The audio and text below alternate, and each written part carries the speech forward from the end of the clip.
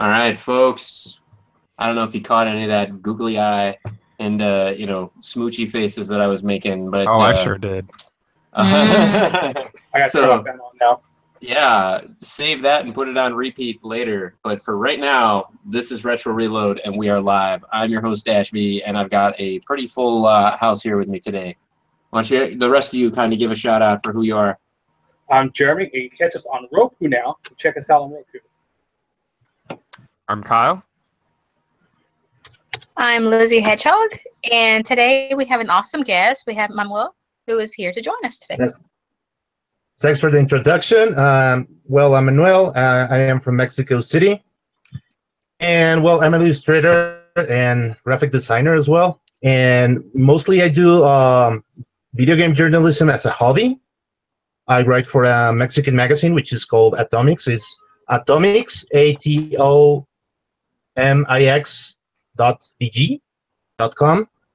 And I also do figure reviews for the YouTube channel of that magazine. And I think that pretty much covers it. I also was into entertainment reporting long time ago. That's how I started into the news things. I was a photographer. I used to and stuff like that. And from then I went to comics and then to video games as a news reporter. That's kind of my hobby. I actually make a living from illustration and graphic design. It's more of a thing I like to do because I'm pretty nerd about those things, and I like to write about it and stuff like that. All right. Well, cool. Thank you for joining us from Mexico. I think this makes him our first international guest. Is that true? Whoa! I'm a first. Thank you. I think we've had, have we? I think he's our first international we've had guest. Canada before. Well, Canada doesn't count as international. That's true. Not bad. It counts as a country. I want to be clear. It counts as a country, but like nobody is talking about building a wall between here and Canada. At least not yet. So, and oh, by the way, Manuel, I want to make sure to say I am not behind that. I do not support the building of the wall. I say, Mr. President, tear down this wall. We should definitely put on the Canadian border, though. Just saying. Yeah. I take that back. I think the Prime Minister of Canada has been quoted as saying that if we build a wall between here and Mexico, they'll build a wall between there and us. Well, I can live with the Canada wall. Well, I was going to say, yeah, all 5 people that plan to go to Canada this year are totally devastated. Yeah. No, I just, oh, wait, we had 4 viewers. Now it just went down to 3. We lost our Canadian viewer. I'm sorry. Why are you scared like that? So, you shouldn't have done that statement. Robert Walker says, expletive Trump. I agree. I agree, Walker. Texas Ranger is on the show here. Robert Walker, Texas Ranger. That's what I'm going to call you. Sean Exeter. Hey, that's my brother-in-law. What's up, man? He says, LOL, tacos rule. So, yeah. Why you bring that up? Those are fine. That's horrible to do. All right, folks. Pastor tacos, those rule.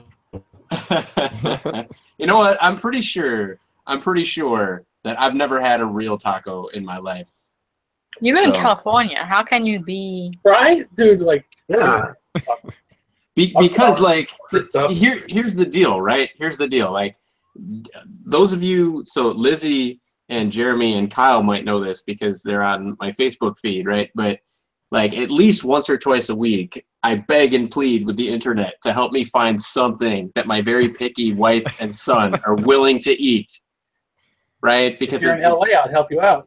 Oh, I'm telling you, it's like, hey, let's eat Mexican food. I don't like Mexican food. Okay, let's eat Korean. I don't like Korean food. What do you want? And it's like chicken and broccoli. So it's like we had chicken and broccoli like 3 days this week. Like there has to be more to life than chicken and broccoli. So, but they're very picky. They're very picky eaters. Me, I'm like, I like a giant variety of food. So the closest I typically have to Mexican food, and this is hilarious, right? This is how picky of eaters they are. And I'm gonna get killed for this show, by the way. But anyway, like this is how picky eaters they are. So my wife won't go eat at Taco Bell. I'll go eat at Taco Bell. My son. Oh no! I know it's not even on me. Yeah, that's why I said I have not had true tacos. When because I you're in LA, realized- I'll take you out to real places. All right, thank you. I'm gonna hold you to that. So I go to Taco Bell, right? And my son will go to Taco Bell with me, but he wants a hard taco with just the beef. That's it. Like no lettuce, no tomato, No sour no cream? Right. So he's basically having nachos and hamburger. Like that's basically what he's having. So that's how pushy. I think we should move on. Yes. Yeah, that's pretty weird because tortilla is actually soft, and you can place any kind of meat in it, and you just roll it over, and that's a taco, and that's it. It doesn't have to go with anything else. Sometimes it goes along with sauce and stuff like that, but that's pretty much it. It's pretty simple, really. Yeah, we do have a taco night at home where we kind of make tacos, but which are definitely better than Taco Bell. But yeah, I still don't. How dare you? I still don't think that me and my wife and son making tacos, holds a candle to what I would find if I went. Make sure you watch the start of our show. Yes. Yes. Watch the first 5 minutes. So what's on the docket today, Dashby? Well, my brother-in-law, I just want to add, my brother-in-law said, luckily your wife is picky, so how to kill you might take her a while to figure out. Oh, man. It's like, Wow. stab him, shoot him, throw him down the stairs. Poison him. Poison him. No. My wife, I love her very much, and she loves me very much. So I'm sure whatever she picks, she could make it look like an accident. So be quickly, you got it. Yes, she'd make it quick. She'd be like, "Hey, I'm not happy with you, but I'm not merciless either, so I'll make it quick."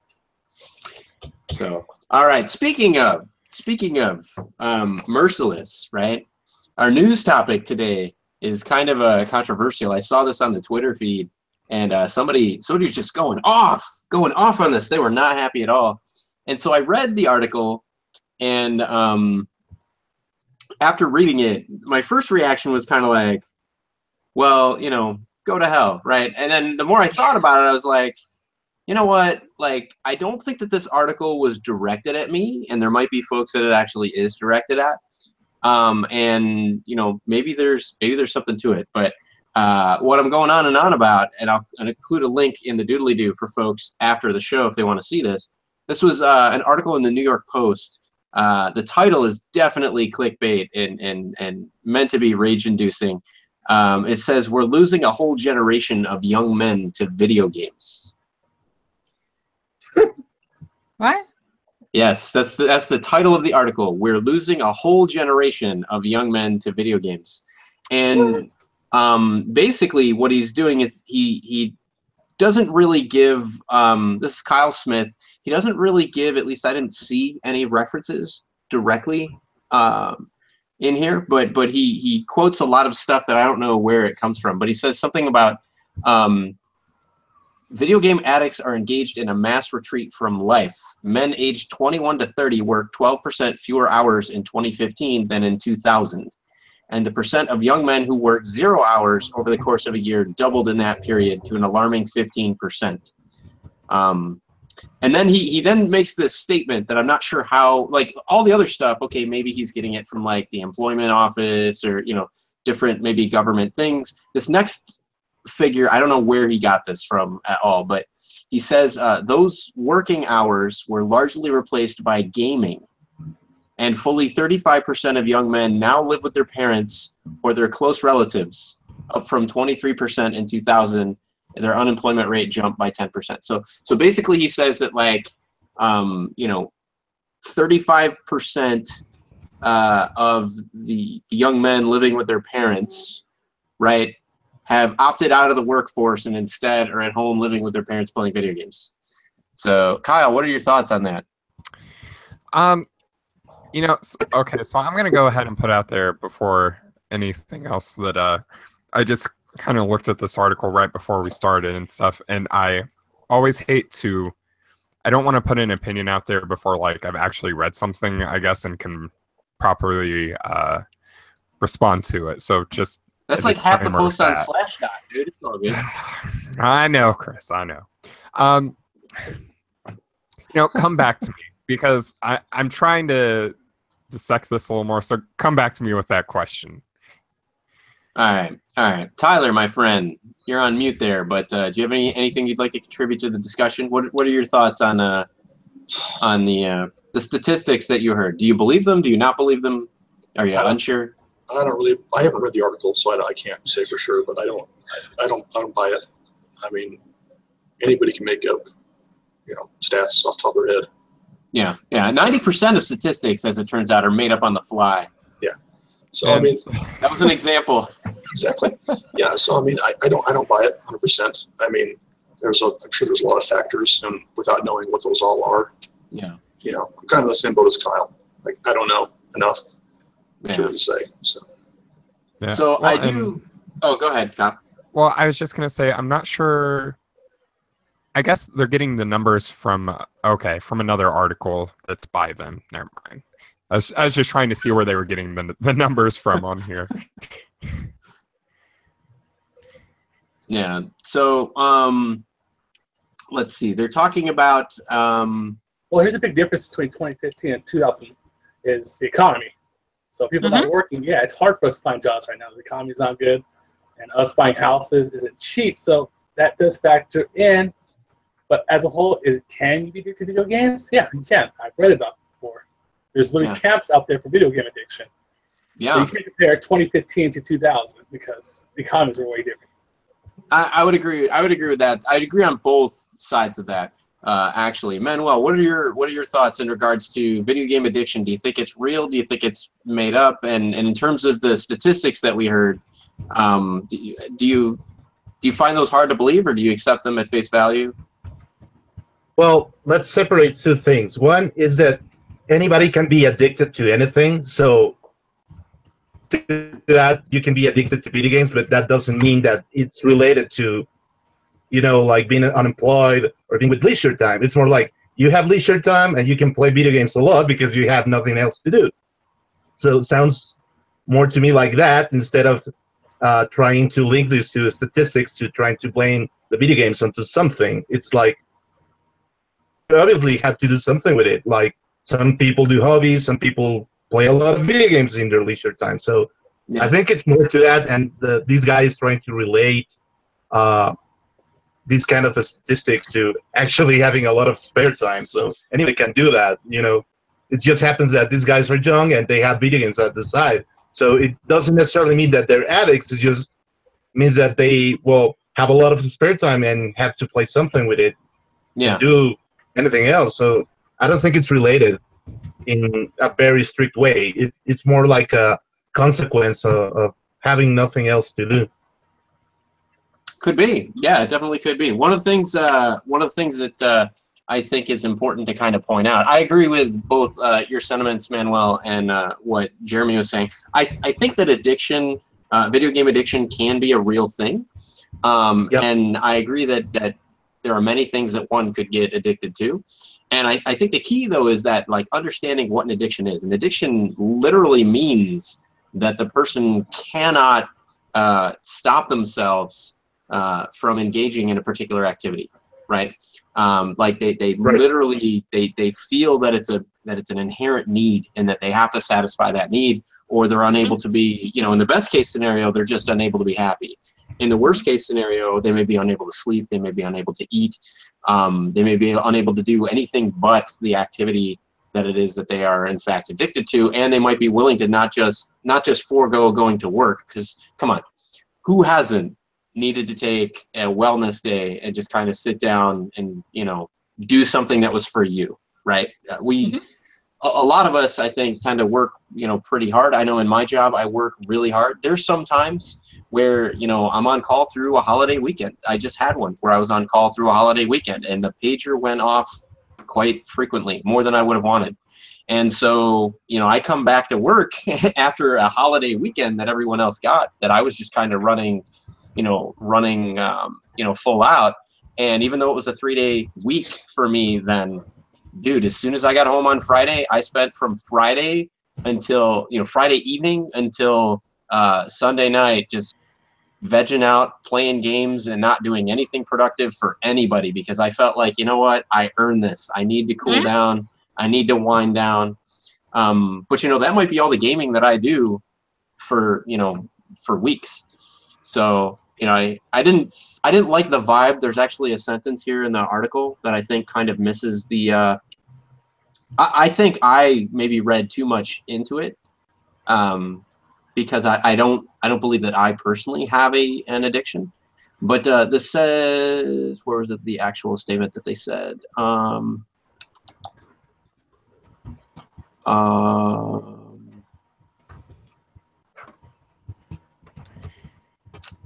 It says something to the effect of, you know, we could have been, you know, it talks about all the time wasted and everything in games when we could have been doing something more productive. And I think Manuel nailed it. Like if it's your free time and you happen to have an abundance of free time, we don't hear people claim that somebody that goes hunting with all their free time as being addicted to hunting. We don't talk about people that go fishing with all their free time as being addicted to fishing.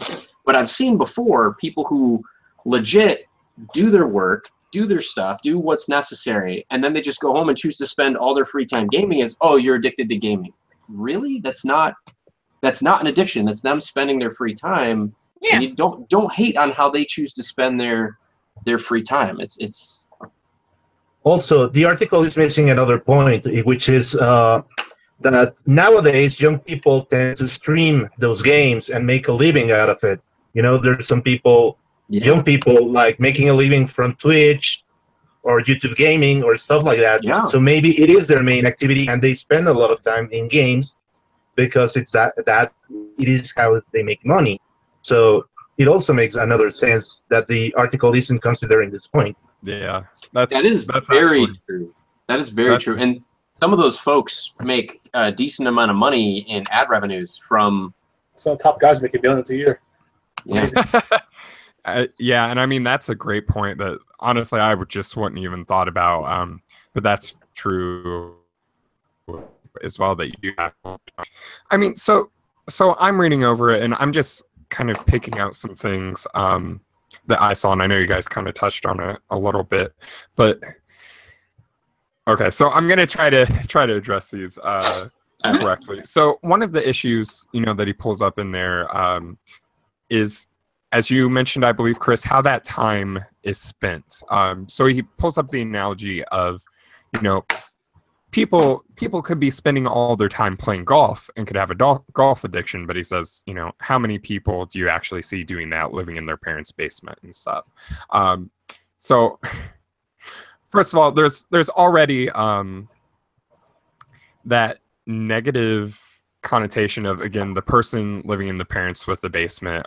Yeah, absolutely. And this is kind of also where there need to be made some clear distinctions with the article as well, because in certain parts of it, he makes it sound if he's addressing, okay, I'm just addressing the people that actually have like quit their jobs or just staying at home with their parents because they are like extremely addicted. On the other hand, it seems like there's kind of places in the article possibly where there's more general statements. I suppose it doesn't, it kind of gets away. Even the title, right? The title is very general. The title, he's claiming like that the entire generation, you know, the entire generation of young men is kind of, you know, in this problem. Well, and because he also brings up again, like with the golf thing, that this not just being something that applies to these people, I suppose, but that, you know, he talks about how he used to play Civilization and then he realized, well, the hours that I spent putting into a game, I could actually put into something productive. I think if I were to advise something to the author, one point that I would bring up is that games, especially, I'm a big believer in games as like an academic medium, as like a philosophical medium. And especially this is something you're seeing a lot more recently as well. I guess you could say more advanced. You know, we're seeing these graphics, a lot bigger teams, a lot bigger budgets on it. And even in indie titles, though, as well, there's kind of this growing market of titles that aren't just like games that are just, you know, like shooting, shoot this, shoot that, walk around, but are actually putting, you know, thought into them. They're presenting philosophical ideas and moral dilemmas, and really asking the person to, you know, treat this game like you would treat reading the Iliad or the Odyssey, or Machiavelli, right? So so that's one thing that needs to be considered as well. And again, like, I know he's not talking about necessarily this in general to these people that would be like super addicted, but Jeremy also brings up point as well where it's kind of like, well, who exactly is he talking about? Right. You know, because he does throw out these statistics, and like Jeremy was saying as well, you know, you have the recession and everything else. Well, of course, more young people are unemployed. That's happening because of the recession, the job market. Like they said, you know, I'm living with my parents and stuff because between student loans, I'm going to have to, once I have a car, make car payments and everything else. Like, I make, you know, good money for a job that I have the young age that I have.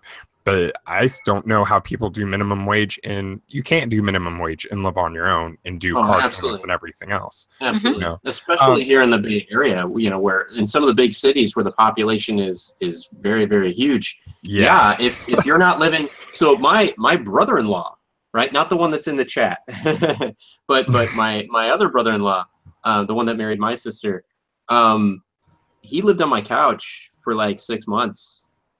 When he first came out here, he got a contract job with a local game company out here. But, you know, he didn't have the money. There wasn't like a relocation package involved or whatever. He didn't even know if there'd be further work after the 6-month contract. So he came out and basically like crashed on my couch for, I kid you not, 6 months. Right. We were living in a smaller townhouse, and we didn't have a guest room or anything. So he chilled out on the couch for a good 6 months. We ended up getting a larger house, but even then, like, my sister moved out because they were already married and they were doing the long distance thing. But when she moved out, they spent another good, you know, 3-4 months just out here, both working full-time jobs, you know, with post-college, you know, 5-10 years experience level salaries, and it was still hard for them to get out and get their first own place. They ultimately did. But yeah, it certainly wasn't them living with me was not a reflection of them having a lack of, you know, a lack of work ethic or a lack of effort. And certainly when it was off hours, dude, it was kind of sweet. We were playing like Double Dragon Neon. We were playing all kinds of, you know, multiplayer couch co-op games, and just, it was awesome. It was like the brother I never had, you know, being in the house. Yeah, it was cool. Right. But if you read this article, right, like, there'd be some shame somehow in like cohabitating and all this other stuff, when I think a lot of folks are finding that that's, like you said, if you want to kind of hit the ground running nowadays, I think a lot of people are doing, call it roommates, call it, you know, cohabitation, or what you will. I mean, what's the difference between living at home with mom and dad, right, or living with, you know, in a single house with 4 or 5 roommates? I say there's really no difference if the bar for success is, you know, you can pay for your own dwelling that you exclusively live in. Yeah, that's actually pretty true. Well, and again, it just, the article needs a lot more, I guess, clarification, and especially more statistics, kind of pointing out, okay, how big is this group of people that he's talking about in terms of like being extreme addicts and stuff? Because like he says here, men aged 21 to 30 worked 12% fewer hours in 2015 than in 2000. And just for the record, I'm not fact checking all these things because I know he references another article, so that take a lot of time. But then he says the percent of young men who work 0 weeks over the course of a year doubled in the period to 15%. Okay, so, and then what he says, these working hours were largely replaced game most revenues up from 23%. So the problem, especially here, he's trying to give us an image of like what this group is, or like point it out, by particularly the 15% who aren't working, and then he says that those hours are largely replaced by gaming. And I'm not sure if both of these numbers again are referenced in the article, but my first question there is like, how do you get these numbers? How do you know how many hours are spending gaming and stuff? And even the way he's kind of spinning. Oh, go ahead, Manuel. Also, in that percentage, he's not considering the people who make a living from gaming. You know, there's esports, there's also the streaming people, there's also the guys that make a monetization from, you know, making certain items and sell them online. Yeah. Right. Yeah, I mean, I assume that's not included in there, but even if it is, I mean, we can look at like some of the other stuff he's saying as well, like the idea of happiness versus pleasure. Okay, like that's a good idea for an article, right? Because he talks about, you know, you can play a game and it might bring you pleasure, but pleasure isn't the same thing as happiness. But this is one of also, I think, the big points where the article could be criticized as well, is that he says genuine life satisfaction is closely linked to the feelings of productivity we derive from doing jobs well, and to the security of enduring close relationships. So I guess that's another point where you could talk about that as well. And he does acknowledge people can build relationships doing things through games and stuff, but it's just, I don't know. I mean, a lot of gaming. I would say I would like. Right. I mean, I guess this is one of those articles I hate not to do like a proper response to, and I kind of feel like maybe doing it off the cuff, I'm not doing that correctly. But no, I think that you're doing fine. You know, Robert Walker brings up a really good point, that he says that you know, one of the things he mentions is that modern media, you know, has little respect for the audience's intelligence oftentimes. So they'll just kind of spew out statistics. They'll deliberately use things in kind of a incomplete or a misleading way. Like, I mean, if you were to do a quick read of the article, you'd assume he's saying that like 35% of young men aren't working, right? But that's not. You kind of have to like read it, you know, more kind of intensely. Realize, okay, that's okay. It sounds like that's being said, but that's not what's being said. It's being said of the people that aren't working, 35% are, right, which is actually less than half, right? It's much less than half. But it is still a large number, but it's much less than half. It's certainly not the epidemic that I think he's maybe trying to insinuate that it is. It's certainly not a generational, you know, epidemic, as the title would suggest that it's everybody. I think the other thing, a good point that Robert makes is this article to me seems rife with the whole, you know, it's for kids, right? Gaming is for kids. That perception somehow that if adults are gaming or young adults are gaming, that somehow, you know, they're shirking their responsibilities in life, and they're shirking their responsibilities to society. So I don't know. I guess part of it, something I want to kind of segue at this point to a topic that's kind of maybe more near and dear to our guest, and this is, you know, Robert, thank you. You gave me the opportunity to segue. I think it, you know, if this was about streaming, right, which has taken the world by storm, right? We don't say that people are addicted, right, to streaming, right? We say that they're binge watchers, right? But I've never heard the term binge gamer, right? And I think part of the problem with that is that film is largely, and has for a long time, you know, from its inception really, been considered an art form. And Kyle, you were kind of alluding to this before, like gaming historically has had to argue for its place as an art form. And, you know, I think, Manuel, maybe you can speak to this. I mean, you're an illustrator, right? You do graphic arts and design. How much work and time goes into that? And do you think that games are art? Yes, I think games are art, and actually making anything art related takes a lot of time and a lot of effort. And related to games itself, I mean, Mizoguchi once demonstrated to all of us that Res can be art. You know, that game was art. And I mean, even the game was in the Smithsonian and considered as that. So why couldn't be? You know, it's more like the mainstream culture is not accepting it yet as an art.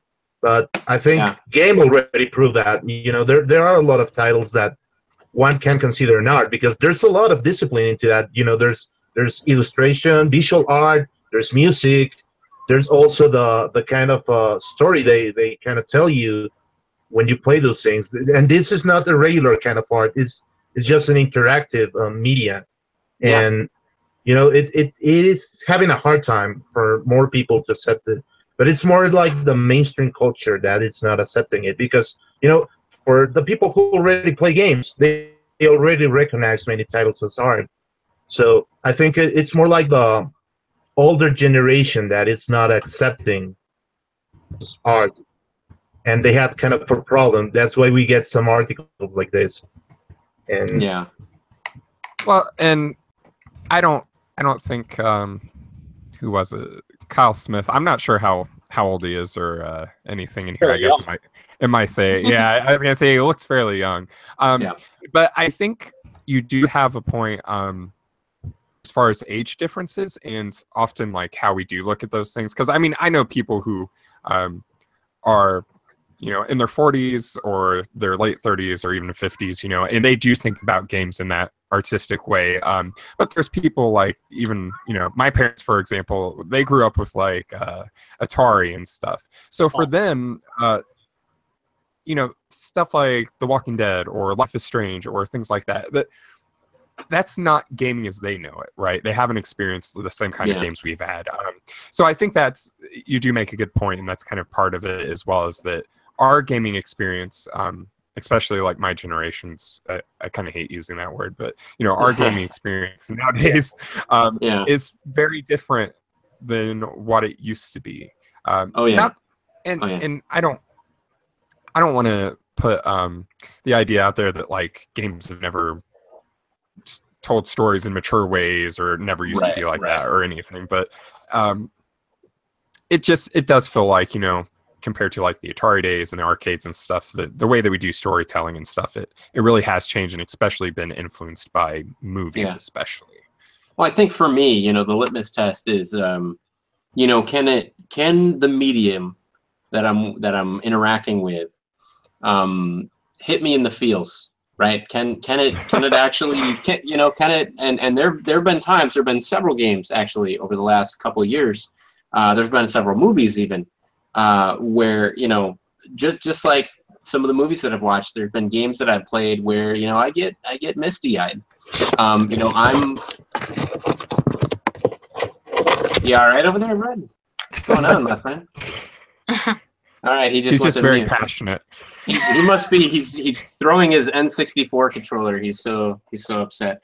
No, he might join us again a little bit later. But yeah, I've played games that just kind of like hit you in the feels, and or games that have really made me like just kind of put the controller down and think for a bit about like, damn, like what would that be like, or what must that be like? And what's been amazing. So like, I think kind of what you were maybe trying to get to, Kyle, is like, if you take a game like, say, Tomb Raider, I think is a great example. You take the original Tomb Raider that came out for PlayStation or for PC, right? And you take a look at what that was, right? And then you take a look at the new Tomb Raider, the reboot, right? And you take a look at what that is. I mean, the amount of depth in the character Lara Croft, the amount of definition in who she is, what made her who and what she is, and that kind of thing. I mean, it's and oh, by the way, right, at least the sequel, I don't remember if the first one was, but at least the sequel was written by comic author Gail Simone, right? So you've got, like Manuel was saying, you've got like in some cases industry heavy hitters, right, doing the writing, doing the artwork, doing the music, and you're putting all that together. And the CG now is not just CG to try to tell the story. Like the CG, they're actually trying to use real, no kidding, filmmaker grade like cinematography in games like Uncharted and everything. I mean, and unlike a movie, like you're taking part in unfolding the story. You're taking part in the discovery, and unlike a movie, which is going to play out the same way every single time, there might be parts of the story that you miss or that you get in a different order, and it still has to hit you, right? Like there's scenes in Tomb Raider that no matter when or how you get to it, it's meant to kind of reach in there and grab you and go, holy shit, like she's terrified. It's kill or be killed. Like, what is she gonna do, right? And the fact that they can kind of communicate that well, that effectively, that they can have the story be engaging and immersive, even though they're not always in full control of the direction that you're going to take it as the player. Or even if they are in full control, they make it feel as if, you're the one that's in control. I mean, I think that's a mastery in an art in and of itself. And I don't think that enough folks, you know, maybe you don't get that if you're playing Civilization. So This thing keeps falling.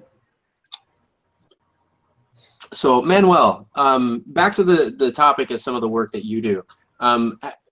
When you work on artwork and everything, are you doing your own artwork, or you're doing artwork for other folks? Well, that depends. Some work I do it for myself, and some work is like free stuff. But mostly of the time I work for advertising or companies or corporations, so missions for that. And Yeah. And I guess, actually in advertising I having a hard time. For example, there was this time where we were trying to convince a client about an interactive exposition, and this guy actually said, like, what, video games, those things are for kids? And the guy was like 40 or 50 years old, and it was yeah. like, no, actually adults play that. And we had to come up with the statistics, like, you know, there's like a huge market in Latin America and United States. You know, this industry makes $1 billion, well, more than billions, and it makes a lot of money, we were telling him. And we were like, dude, you have to invest in these kind of applications because, you know, people do now cell phones and get interactions. And if you make applications and, you know, augmented reality, and you can get into that, you know, your product can be something else and hit the target audience that is younger people. You know, you're old. You cannot speak to them in the same level. You have to try to understand these things. Yeah. And I really had a hard time with a client trying to make him understand what this is about. And sorry, what was the other point you were trying to make? No, I was actually just going. You answered my question very, very well. I was going to basically ask you, like, how challenging is it when you're working with other folks to kind of realize a joint vision? And I think you talked about that, right? I think there's the vision that somebody has in their head of, like, here's what I want to show, here's what I want to say. And I think sometimes somebody who's not thinking about it, like, in the artistic sense, is just thinking, like, oh, I just need to tell you, or I just need to show you. But I think that the real art is, like, how do I make you feel something, or how do I make you see something beyond what's actually there, right? Like, I draw something, or I film something, or I photograph something, and it's whatever I drew or filmed or photographed, but then the meaning that you take out of that is deeper than what was actually in the drawing, the photograph, or the whatever. And I think that's the part that kind of separates a photograph from art, or a drawing from art, right? Like, I can draw stuff on a napkin, and I guarantee you it's not art. Right? But I mean, you look at some of these, you look at some of these advertisements, right? Or you look at, some of the photography, that's out there, on the web, and you're like, wow, that's kind of breathtaking. Like when you see a picture of a place, I might take a picture of something and it just looks like, this flat, canvas or something. And somebody else might take a picture of the same place, and they do it in such a way with perspective and with foreground and background elements and with special lenses and everything, where, like, you really get a feel for the depth that's there. And you're like, wow, that is such a vast open space, right? And you kind of like you were saying, Manuel, with augmented reality especially, these things kind of take on like a whole new, a whole new life. I don't think that many folks fully get it, and I see it in two directions. I see it in video games themselves, and I'm seeing this increasingly I follow a couple of the Retro Reload podcast, our Twitter feed. We follow a handful of excellent cosplayers, other YouTubers, social media folks, just really talented folks.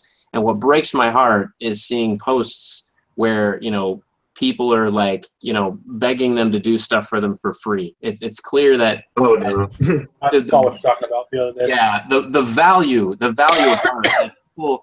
People not understanding, right, that art takes time, right? And I guess what's kind of ironic here, right, is that you have games as an art form not being recognized in such a way, and then you have people being shunned for recognizing the art, right, and being immersed in the art and engaged in the art. So it'd be kind of like going into, like making a post about, all these people that are binge watching, need to go out and cure cancer or something like that.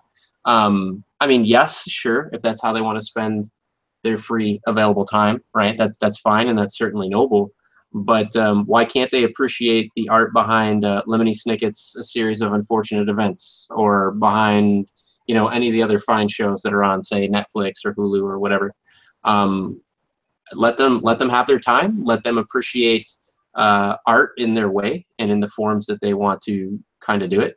And in doing that, that's how we enable folks, you know, that do that for a living to get paid. If nobody was playing the games, if nobody was watching the movies, then art would really have, you know, no monetary value. I still think it'd have societal value, but you know, certainly I don't think that all artists should be volunteers, just kind of, you know, working themselves to death for no benefit. They need to feed their family just like the rest of us. Yeah, totally agree with that. So what's your favorite art piece that you've done so far, Manuel? What was the most involved art piece that you've done? Well, it's mostly that I don't have pretty much attachment to those, because normally when I see it as a way of living is like, well, I already sold it to you, so it is not mine anymore, and you actually paid for it. So I never get that kind of attachment. There's some stuff that are kind of my favorites. Like there was one time straight for skateboards, and there was also another time that was a Disney advertising campaign that I was into it, and I was nerding out because they were able to let me use some characters I was really fan of. And there's also that time that I made some illustrations for Marvel. I really geeked out with that because I was always a nerd for it. And there's also the parts where I get the hobby kind of job because they actually pay for that. Yeah. When I was like photographer for concerts, I was like sneaking into concerts and getting paid for that. And it was like having like the artists or the bands like getting into backstage with that and being able to photograph all that. I was getting paid, and I was like really nerding out.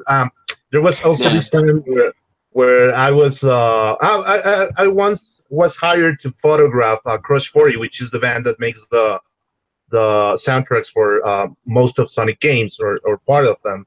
And I was really nerding out. I was having a hard time not to geek out in front of Jon Sonoe or like, hey, sang me this, or not trying to be annoying. I was really enjoying that, like having those times. There's also times where I was able to illustrate with other people that I really fan of. So it's really a fun ride in terms of what I have been doing along these years. So there's not a particular favorite. It's more like I really enjoy doing what I do and getting paid for it. Yeah. It sounds like it sounds like you get your enjoyment out of the experience. Yeah, most of the time, yes. Yeah. That's out great. there, or they're having times where people go like, "Oh, I saw your poster, so you were the guy who did that," and to me, and I was like, "Well, I'm not. I do not feel like kind of famous, but there you go, and thanks for appreciating it. It's really satisfying." Yeah. Now you can give us some links to some of these things that you've worked on, and we can put them down in the comments later, right? Yeah, sure. I will DM them to Lizzie, but right now I'm on the phone and not able to type it. That's totally fine. We'll collect that up. We'll collect that up after the show. So also, I understand that you're a fan of Sega specifically. Is that true? Yeah, since I was a kid. Yeah. I was a pretty big fan of Sega. I was never into Nintendo. My brother was the one who betrayed the Sega status, but he always was like Nintendo and PlayStation, stuff like that. But I was really into Sega, and it was kind of it is how do you say, heartfelt, like very touching story for me, the way I got into Sega. Like, my parents well, my father in particular. My mother is actually, she was always fine with me, but but one of the things he tried was getting me a Sega Genesis when I was a kid, and he was always like trying to. He was not the kind of good father, like, but he was trying to make some approach by trying to get me things that might interest me.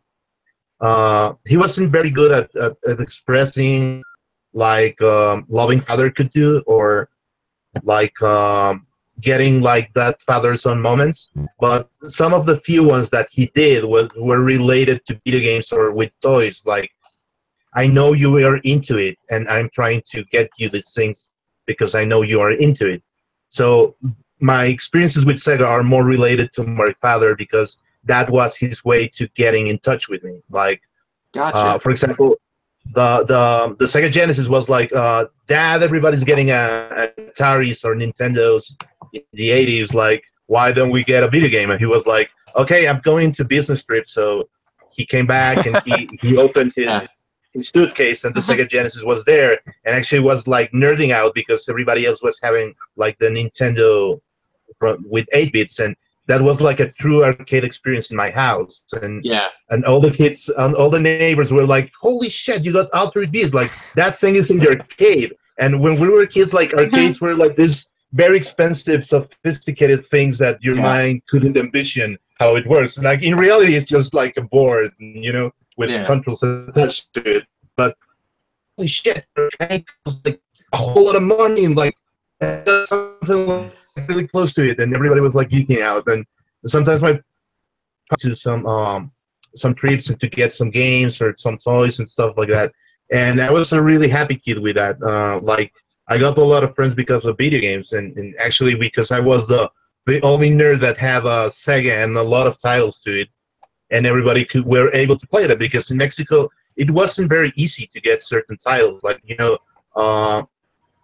Teenage Mutant Ninja Turtles, Hyper and Haste, or even the Wonder Boy series weren't able to get in Mexico. You know, there's always this really sad joke in Mexico where, like, when you talk about Sword of Vermilion, you're talking about the most hated Sega game in Mexico, because, you know, Sears was always like buying a whole lot of copies of Sword of Vermilion, and they weren't buying like the really cool titles like Moonwalker or Sonic or stuff like that. There was always like damn Sword of Vermilion, and everybody was like, oh, holy shit, fucking Sword of Vermilion. I'm sorry for the developers. I know the guys put a lot of effort into the game, but Sword of Vermilion is really hated in Mexico because like the main retailers weren't like distributing something else. Like, we had a really hard time. Master System was okay. Like, there were Master System titles, but Sega Genesis was kind of hard to get the really cool titles. And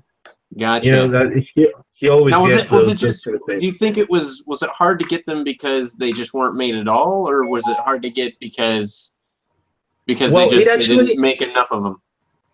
No, it was more like Master System's fault, because Master System had a Mexican distributor at the time, and the Master System didn't do well. So by the time the Sega Genesis came out, the retailers weren't like that fond into investing into Sega, because they were more into the safety net. They were trying to buy Nintendo because that was the sure thing to sell, and Master System didn't do well, so they weren't very confident on the console. Gotcha. So they didn't give the retailers just wouldn't give the shelf space, basically.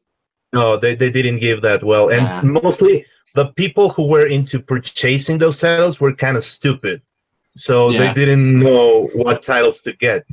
And sometimes you were lucky, sometimes you weren't. And most of the cool titles were brought into Mexico by gray market or like illegal market.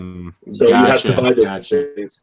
So most of the time, like, people got the games from the illegal market, which were kind of a good thing and a bad thing at the same time, because the bad thing is that you weren't paying actually Sega for the title, so Sega never noticed that the region was actually had potential to be selling things. But the good thing is that these gray market dealers were also importing the Japanese things. So you were able to buy the Japanese things, the American things, and the European things. So we have like a whole rainbow to choose from.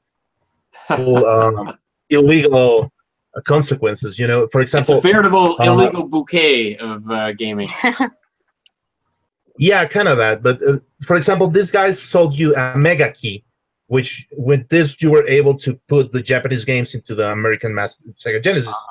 So we were able to buy those titles too, and the American ones, and play it on a regular Sega Genesis. That's how I met Monster World 4, and I was very fortunate. Like the American never got that title, and it was one of the best 16 bits games of the era. So I was very happy to do that. The same thing happened with the PC Engine TurboGrafx 16. The guys sold you the special card that you put a slot in, and you were able to play Japanese and American games on your regular TurboGrafx 16. Yeah. And that was kind of cool, but there was also a price because these things were a little bit more expensive than the regular thing. So yeah, but it was kind of cool because you were able to play a lot of games. That was kind of thing. And came a lot of years later when I was almost getting into college, and he was like, okay, I never spent time with you or your brother, so let's go to a road trip, and I'll take you guys to Texas and try to be a father with you. I was like, okay, I'll give you a chance. Let's go. And we were like in Texas, and we were like shopping and stuff like that. And then to return to Mexico, I was like, wait a minute, that's not the way to Mexico. That's the way to Arizona. Where are you taking me? And he was like, that's okay. You shouldn't pay attention to that. And I was like, okay, we're like very close to Nevada. What's the deal? Like, where are you taking us? Like, I know we didn't spend time together, but at least be honest with me. No, it was like, okay, what's going on? Like, he was like, okay, it's $99.99. I know you are too much into Sega. I'm taking you to California to buy you a Dreamcast. And I was like, Wow. wow. That's and I was like, and that was like really cool for me, like to actually do that, like trying to be a father in that time. So, you know, it's kind of linked to that. And I really enjoy those games. Like, I really feel like Sega were really creative on the stuff where they were like limited by budget and limited by market and limited by distributors. And even so, with all those things against them, they were always able to make such cool games. So I really value those guys for that. Yeah. Because they were able to survive despite all of that. Well, I think that's a good thing too. You know, I think a lot of times, you know, folks, you know, think about, and I guess back to the, we'll kind of end, you know, back to the article a little bit. You know, it kind of assumes that these people that are playing games in their homes are doing it in kind of like this secluded, isolated fashion. And maybe for a bunch of folks that is true. But if folks check us out on Roku or they check us out on YouTube, they'll notice that some of the playthroughs, I promise it's not a shameless plug. It is a shameless plug. But no, my point was if folks would check out some of the playthroughs that I posted recently through Retro Reload, it's father and son moments. It's my son and I playing Double Dragon Neon. It's my son and I playing 20XX or something like that. You know, so kind of back to what you were saying, Manuel. Like you know, I granted I'm not into Minecraft, but I'm also like, look at me, look at me, right? Like I am not like Mr. Jock, right? Like I can't. I'm not a basketball like star, right? I'm not really great at sports and stuff. But you know, I still want to have fun with my kid, and we'll have a catch, you know, outside now and then. We'll throw a ball around, have catch or something. But you know, we have a blast just kind of sitting down to a good couch multiplayer game, whether it's couch multiplayer Doom or couch multiplayer 20XX or something like that. And so, you know, it's really cool is for us to be able to share time together doing something that we mutually enjoy. And sometimes even it's a whole, you know, family thing. Like I remember when Mario Maker came out, one of the things that we would do as a family is we'd pass the controller. We'd make levels. First we were making our own levels, and then we'd subject each other to them. And then we quickly found out that, like, you know, my son was just going to create these ridiculously like hard levels that were just made to just brutally beat us, right? And so what we did is, okay, to keep it fun, we actually did this thing where we would all build the same level, but we'd get 5 minutes. So like my wife would start working on a level, and then she passes the controller, and then I pick it up for the next 5 minutes, and then we pass the controller. And then once we'd done that twice, right, that was the end of, you know, we had to just put a flag, and there's the end of the level. And, you know, it was really kind of neat to just see how each other thought, see the kind of style that we each kind of brought to it. And, you know, we actually got some insights into each other, you know, like they could see, like, I kind of like more puzzly stuff. My son likes more parkour stuff. My wife likes more kind of, you know, artistic-y looking stuff. And so it was just kind of a nice, you know, bonding, you know, moment there. So I definitely think that games do have that, appropriate games, right? And appropriate settings. It's like anything else, right? Like I don't see the problem with, you know, a father and son having couch co-op, you know, for, you know, Doom or you know, Mega Man or something like that, versus, you know, say reading stories with each other. I know that society would put more emphasis on the, oh, you're reading stories, you're doing this, you're doing that. That's so much better. You know, yeah, I mean, I guess if one or both of us is struggling with literacy, right, then maybe we should be spending more time reading. But if we're spending adequate time reading already, right, and we want to unwind with something recreational, I don't think it's somebody else's place to really tell us what's appropriate recreation. Yeah. So I did want to give one last shout out. My brother-in-law wanted to make sure to make mention that he also likes Sega. And fun fact, right? Fun fact is, so he's my brother-in-law, so obviously I married his sister. When I married his sister, a few years later, the family gave me the Sega Genesis and all their games. Oh, wow. He unfortunately, he's since forgiven me for this, but apparently, I did not realize this, but he had not been consulted prior to that handoff. So I get this box like loaded with like Sega Genesis, all these games and everything. I'm feeling like a kid at Christmas, right? And you know, come to find out, you know, it's like, wait a minute, what? Ma sent you all the games? What's going on here? So it's like, okay, all right, at least, all right, you're gonna enjoy them, you're gonna appreciate them. Hey, Sean, right there. Not only did I enjoy and appreciate that Model 1 Sega Genesis, but notice how it has a 32X. And yes, oh yes, I do have a Sega CD, and I have seen the games. So sometime when you come down to the Bay Area, we'll play some Night Trap and we'll play some Streets of Rage and all the games that your parents wouldn't let you get. So we lost him there for a minute, but he's back now. Yes, we lost Manuel. So I love the avatar there, by the way. Did you draw that avatar? Yes, I draw that. Nice. So I have it since 2006. Now, for artwork and that kind of stuff, before we close the show, do you do like commission works and stuff like that? Is that people can people contact you and request, you know, paid commission work and stuff? Yes, they can do that. All right, so folks, we'll include some information down in the doobly-doo. If you need some artwork done and that kind of stuff, hey, artists need to eat. So yes, if you're gonna contact him, right, he'll help you out, but you need to be ready to. Art is worth stuff, my friends. Be ready to pay.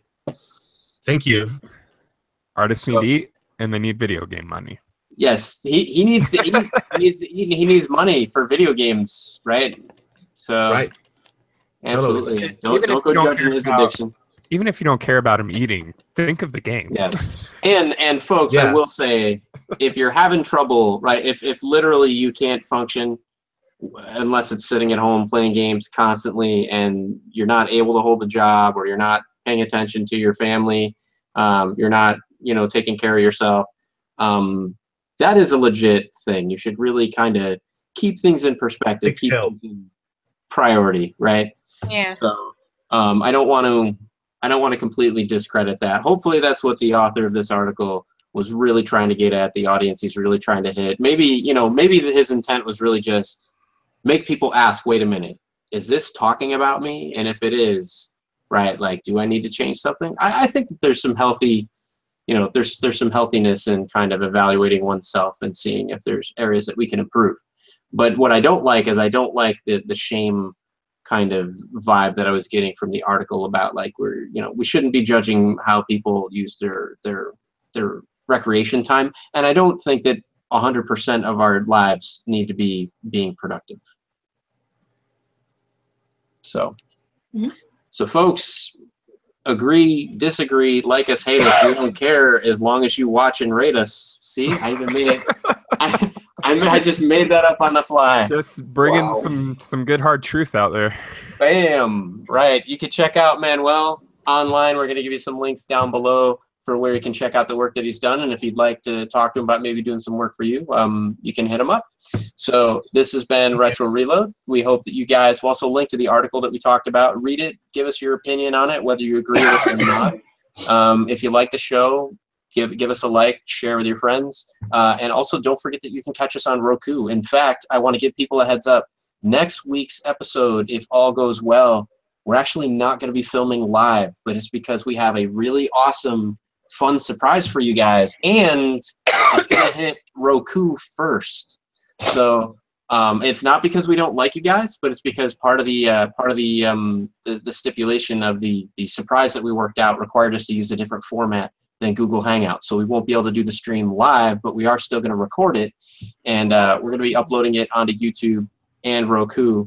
But it just so happens the way that it's going to work out, it's going to hit Roku first. So if you have our channel on Roku, you'll be able to check it out ahead of time. I think about a day or two in advance of it hitting the interwebs, fully open on YouTube.